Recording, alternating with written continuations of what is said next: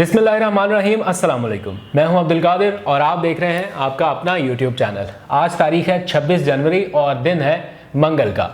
मंगल के रोज़ काफ़ी भागदौड़ करना पड़ती है क्योंकि वफाकी काबीना का तवील इजलास होता है जिसकी सारी प्रोसीडिंग को कवर करना पड़ता है, और ख़ास तौर पर जब कोई पब्लिक इंटरेस्ट का मामला हो और उसमें ये जांचना हो कि काबीना क्या फ़ैसला करेगी, कौन से वज़ीर मुखालफत करते हैं, कौन से इसके हक़ में बात करते हैं, तो बहुत सारी चीज़ों के ऊपर नज़र रखनी पड़ती है। तो आज भी इन्हीं सारे मामलों के ऊपर नज़र रखी हुई थी। बहुत इंटरेस्टिंग डिटेल्स हैं आज आपको बताने के लिए। ख़ास तौर पर आज 3 बहुत ही अहम मामला थे जो काबीना में ज़ेर बहस रहे। एक तो ब्रॉडशीट का मामला था जिस पर वज़ीर आज़म इमरान खान ने एक बार फिर तमाम तर दबाव को मुस्तरद कर दिया है और अपने मौक़िफ़ पर डट गए हैं कि इंक्वायरी भी होगी और अज़मत सईद शेख साहब की निगरानी में होगी और वही इंक्वायरी कमीशन को हेड करेंगे। इसकी क्या तफसीलात हैं, क्या वज़ीर आज़म ने कहा, इस पर बात करेंगे। और साथ ही F9 पार्क को गिरवी रखवाने का जो मामला पिछले कुछ दिनों में ज़ेर बहस रहा, उस पर आज काबीना में काफ़ी डिस्कशन हुई। कुछ इंटरेस्टिंग डिस्कशन है। वज़ीर आज़म इमरान खान ने तो वज़ीर आज़म हाउस को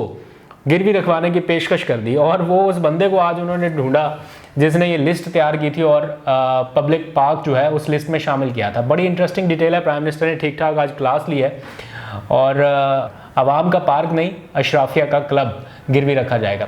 क्या डिटेल्स है वो आपको बताऊंगा। और साथ ही एक बहुत ही अहम नौयत का मसला, पाकिस्तान आलमी सतह पर मुकदमात क्यों हार रहा है। बहुत सारा पैसा खर्च किया जा रहा है, वकीलों को भारी अदायगी की जा रही है, लेकिन आलमी सतह पर ज़ेर समात मुकदमात पाकिस्तान बैक टू बैक हार रहा है और बड़ी भारी कीमत उसकी देनी पड़ रही है। तो इसकी आज तफसीलात वज़ीर आज़म इमरान खान ने मांगी है। सारी चीज़ों के ऊपर बात करेंगे, लेकिन सबसे पहले मेरा ख्याल F9 पार्क और पब्लिक पार्क के ऊपर आते हैं कि किस तरह से आज वज़ीर आज़म हाउस और ऐवान सदर को गिरवी रखवाने के हवाले से काबीना में डिस्कशन हुई। पिछले कुछ दिनों में मीडिया के कुछ चैनल्स और सोशल मीडिया पर यह खबर नशर हुई कि वफाकी हुकूमत ने इस्लामाबाद के एक सेक्टर में वाक़ बहुत बड़े पार्क F9 को गिरवी रखकर उस पर कर्ज लेने का फ़ैसला किया है। ये खबर तब दुरुस्त होती अगर काबीना इसकी मंजूरी दे चुकी होती, क्योंकि कोई भी डिसीजन जब तक कैबिनेट से मंजूर ना हो जाए वो फैसला तस्वुर नहीं होता। इसलिए हर हफ्ते ये इजलास होता है और हुकूमत ने जितने भी फैसले करने होते हैं वो काबीना से मंजूर कराए जाते हैं। अगर काबीना का इजलास ना हो तो फिर हंगामी तौर पर एक समरी तमाम वुज़रा को उनके मोबाइल फ़ोन पर भेजी जाती है और उनसे उस फैसले की मंजूरी ली जाती है अगर हंगामी तौर पर कुछ करना हो। बहरहाल ये जो खबर थी ये तब दुरुस्त होती अगर इसको फैसले की बजाय ज़ेरे गौर का लफ्ज़ या तजवीज़ के लफ्ज़ के तौर पर नशर किया जाता। तो हुकूमत की तरफ से इसकी उस वक्त भी तरदीद की गई और चूंकि ये मामला अवामी नौयत का था तो इसके ऊपर काफ़ी ज़्यादा डिबेट होने लगी। आज काबीना का जब इजलास शुरू हुआ तो वज़ीर आज़म इमरान खान ने भी आगाज़ में इसी मामले को टेकअप किया और कहा कि F9 पार्क को गिरवी रखवा कर कर्ज लेने की तजवीज़ किसकी थी, ये लिस्ट किसने तैयार की और क्यों तैयार की। तो ये लिस्ट तैयार करने वाले कोई और नहीं, सेक्रेटरी फाइनेंस थे। जारी बात है उन्हीं की जिम्मेदारी है इसी तरह की लिस्ट कर्जा जात लेने हैं, क्या करना है, ये फाइनेंस डिवीजन का सारा काम है। तो सेक्रेटरी फाइनेंस ने वो लिस्ट तैयार की थी और उन्होंने वज़ीर आज़म को ब्रीफिंग देना शुरू की और उन्होंने कहा कि ये इस्लामी बॉन्ड है और सिर्फ अलामती तौर पर गिरवी रखने का कहा। इस सारे मामले का अमली तौर पर कोई ताल्लुक नहीं है, ये एक फॉर्मेलिटी है, अमली तौर पर इसका कोई फ़र्क नहीं पड़ता। उन्होंने कहा कि माजी की गलतियां दुरुस्त करने के लिए स्कूक बॉन्ड का इजरा करने का सोचा जो एक इस्लामी तरीकाकार है। वज़ीर आज़म ने कहा कि मुझे मत बताएं कि स्कूक बॉन्ड क्या होता है, मुझे सारा पता है और इन टर्म्स एंड कंडीशन से भी वाकिफ़ हूँ। जो पॉइंट की बात है वो ये कि अवाम का पार्क गिरवी रखवाना मुनासिब नहीं था, इससे अवामी सतह पर एक गलत तासुर गया। अगर आपने गिरवी रखवाना है और अलामती तौर पर है तो फिर वज़ीर आज़म हाउस को गिरवी रखवा दें। हमें अगर इससे कोई फ़र्क नहीं पड़ता या ये सिर्फ एक फॉर्मेलिटी है तो फिर वज़ीर आज़म हाउस को गिरवी रखवाएं। तो इसके ऊपर सेक्रेटरी फाइनेंस ने कहा नहीं जी, वो ज़मीन की वैल्यू भी देखना पड़ती है, बहुत बड़े पैमाने पर कोई लैंड का हिस्सा हो तो उसे गिरवी रखवाया जाता है। तो एक और वज़ीर ने बल्कि बड़ी दिलचस्प बात की, उन्होंने कहा अगर अलामती तौर पर है तो फिर सदर हाउस को गिरवी रखवा दें। श्री मज़ारी साहिबा ने कहा, उन्होंने कहा कि सदर हाउस को गिरवी रखवा दें। तो आज के काबीना के इजलास में दिलचस्प डिस्कशन होती रही और अच्छी बात यह है कि अवाम के बारे में सोचा गया है, एटलीस्ट इतना ये जिक्र हुआ, ये डिबेट हुई और कहा कि जो अवाम के इस्तेमाल में चीज़ें हैं उनको गिरवी मत रखवाएं। अगर गिरवी रखवाना है तो फिर अशराफिया का क्लब गिरवी रखवाएं। इस्लामाबाद में एक क्लब है जिसको इस्लामाबाद क्लब कहते हैं, उसमें बहुत एलीट जो लेवल के लोग हैं ना वही वहाँ पर जाते हैं। आपने कल परसों खबर सुनी होगी, army chief general Qamar Javed Bajwa साहब इस्लामाबाद क्लब गए, तो वो 2 दिन पहले की खबर है, तो वो उसी क्लब का जिक्र हो रहा है। तो वो इस हुकूमत पाकिस्तान की मलकियत है, लेकिन अशराफिया का एक क्लब तस्वुर किया जाता है जहाँ पर बड़ी एलीट जाती है। आम लोग ना उस क्लब की मेंबरशिप ले सकते हैं क्योंकि लाखों रुपए में उसकी फ़ीस है, को 25-30 लाख रुपए खाली उसकी मेंबरशिप फ़ीस है। तो आज काबीना में फिर जब ये डिस्कशन वाइंड अप हो रही थी तो वहाँ पर ये डिस्कशन हुई कि आप फिर इस्लामाबाद क्लब को इसका हिस्सा बनाएं, गिरवी रखने वाली लिस्ट का। लेकिन दिलचस्प बात यह है कि इसके ऊपर एतराज़ किया गया। एतराज़ करने वाला कोई वफाकी वजीर नहीं था, क्योंकि किसी वफाकी वजीर ने या वज़ीर आज़म इमरान खान ने इस्लामाबाद के F9 पार्क को गिरवी रखवाने के फैसले की हमायत नहीं की, सब ने मुखालफत की। तो इस्लामाबाद क्लब को गिरवी रखवाने की मुखालफत एक बंदे ने की, वो वफाकी वजीर नहीं थे, वो चेयरमैन FBR थे, और उन्होंने कहा नहीं जी देखें F9 पार्क ही ठीक है, अगर करना है तो फिर वही करें, ये तो ब्यूरोक्रेट्स का और वो सारा मामला है तो उसको उधर ही रहने दें। लेकिन फिर काबीना ने उनकी तजवीज़ को मुस्तरद किया और उनको कहा कि आप रहने दें, हमें करने दें ये सारा मामला, और फिर इस्लामाबाद क्लब को अब गिरवी रखवाने की जो भी प्रोसीडिंग है वो होगी। तो ओवरऑल अगर देखा जाए तो ये एक वजारत के सेक्रेटरी की महज एक तजवीज़ थी जिसको पूरी हुकूमत ने यकसर मुस्तरद किया। लेकिन जब खबर चली तो किस एंगल से चली कि वफाकी हुकूमत का फैसला, तो अब आपको पता चला कि जब खबरें चलती हैं तो कुछ चीज़ें जानबूझकर भी इमरान खान से, वज़ीर आज़म से या वफाकी काबीना से या वफाकी हुकूमत के नाम से मंसूब कर दी जाती हैं, हालांकि ऐसा होता नहीं है।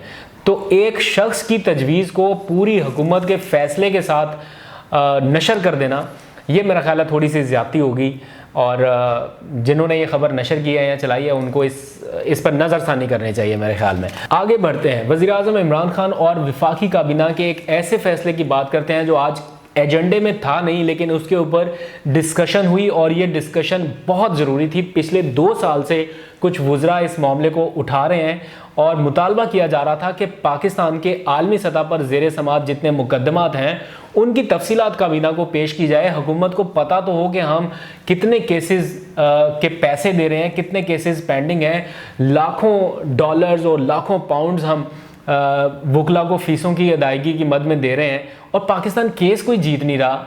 ये हो क्या रहा है पाकिस्तान के साथ, ये केस लड़ने वाले कौन है, ये इनको केसेस दे कौन रहा है, इस सारे मामले की बहुत देर से इंक्वायरी का मुतालबा किया जा रहा था, लेकिन काबीना को इस पर कोई रिपोर्ट पेश नहीं हो रही थी। तो आज शीरी मज़ारी और फवाद चौधरी साहब ने एक बार फिर इसरार करते हुए या जोर देते हुए इस मामले को काबीना में उठाया, और प्राइम मिनिस्टर इमरान खान ने इसका नोटिस लिया।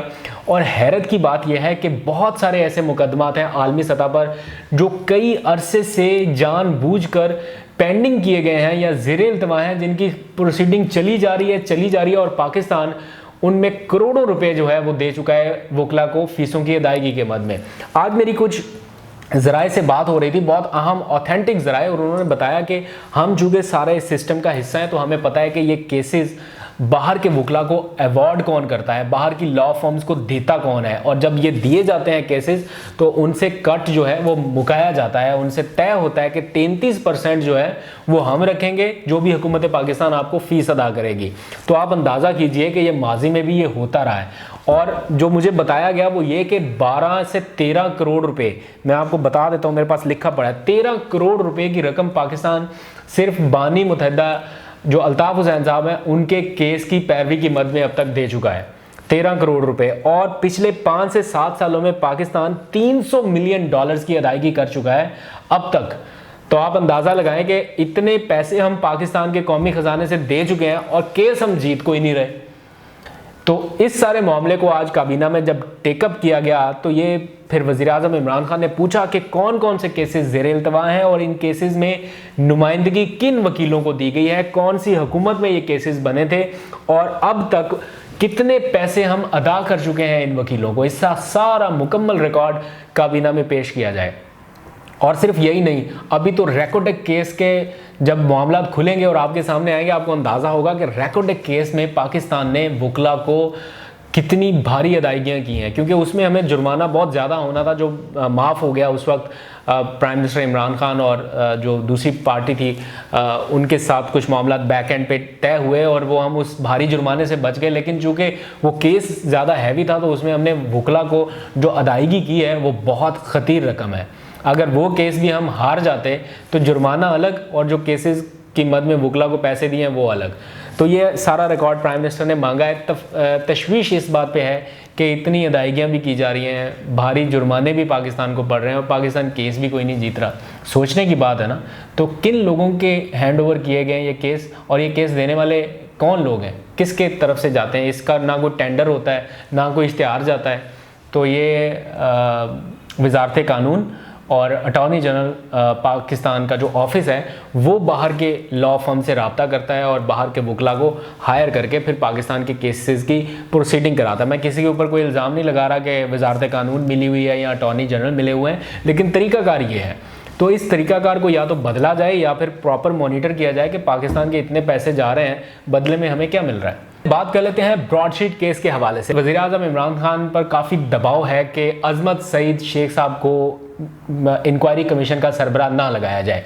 उसकी बहुत सिंपल वजह है कि वो एक तो पूरा पनामा केस कवर कर चुके हैं, फिर वॉल्यूम 10 की इंफॉर्मेशन उनके पास है। तो अपोजिशन ये चाहती है कि उनको इंक्वायरी कमीशन का सरबराह ना लगाया जाए। इस हवाले से वफाकी काबीना के इजलास में आज फैसला होना था और वज़ीर आज़म इमरान खान ने आज खुलकर बता दिया कि अजमत सईद शेख साहब ही मौजू तरीन शख्सियत है इस इंक्वायरी कमीशन को हेड करने के लिए। वज़ीर आज़म इमरान खान ने वाज़ेह किया है कि ब्रॉडशीट केस का मामला इंतहाई संजीदा है। इस केस में किसी को छोड़ा नहीं जाएगा और हर सूरत इंक्वायरी मुकम्मल की जाएगी। ख़ास तौर पर वो मामलात जो माजी में दबे रह गए या उनके ऊपर ज़्यादा डिस्कशन नहीं हुई, जिनमें सरे महल एक बहुत बड़ा स्कैंडल था पाकिस्तान की तारीख का कि किस तरह से पैसा यहाँ से ले जाकर सरे महल ख़रीदा गया। अब उन सारे मामलात की तहकीकात भी होंगी। तो ये ब्रॉडशीट का मामला पैनामा 2 या पैनामा प्लस बन सकता है या नहीं। प्राइम मिनिस्टर इमरान खान इस सारे मामले को बहुत ही अग्रेसिवली डील करना चाहते हैं और आज इस हवाले से उन्होंने काबीना में खुलकर इजहार ख्याल किया और हुकूमती पॉलिसी और गाइडलाइन से काबीना अरकान को आगाह कर दिया गया है। तो ये बात तय है कि अब अजमत सईद शेख साहब ही इस इंक्वायरी कमीशन को हेड करेंगे। एट द मोमेंट वो सिर्फ अकेले इस कमीशन का हिस्सा है। इस वक्त कमीशन में और कोई शख्सियत शामिल नहीं है, लेकिन चूंकि ये कमीशन इंक्वायरी एक्ट 2017 के तहत तश्कील दिया गया है, इसका मतलब यह है कि अजमत सईद शेख साहब के पास बहुत सारे इख्तियारात होंगे। वो जब चाहें किसी भी तहकीकाती एजेंसी के नुमाइंदे को मदद के लिए इस कमीशन में शामिल कर सकते हैं और जब चाहें किसी भी शख्सियत को तफ्तीश के लिए बुला सकते हैं और शामिल तफ्तीश कर सकते हैं। तो ये अपोजिशन का रोना धोना आने वाले दिनों में और ज़्यादा आपको सुनाई देगा या दिखाई देगा, लेकिन ये बात तय है कि इस मामले को वफाकी हुकूमत मंतकी अंजाम तक पहुंचाने के लिए हर मुमकिन कोशिश करना चाहती है। और भी बहुत सी खबरें हैं दिलचस्प, लेकिन वक्त ख़त्म हो गया। कल आपसे दोबारा मुलाकात होगी। अपना बहुत सा ख्याल रखिएगा। पाकिस्तान के लिए ढेरों दुआएं। अल्लाह हाफ़िज़। पाकिस्तान जिंदाबाद।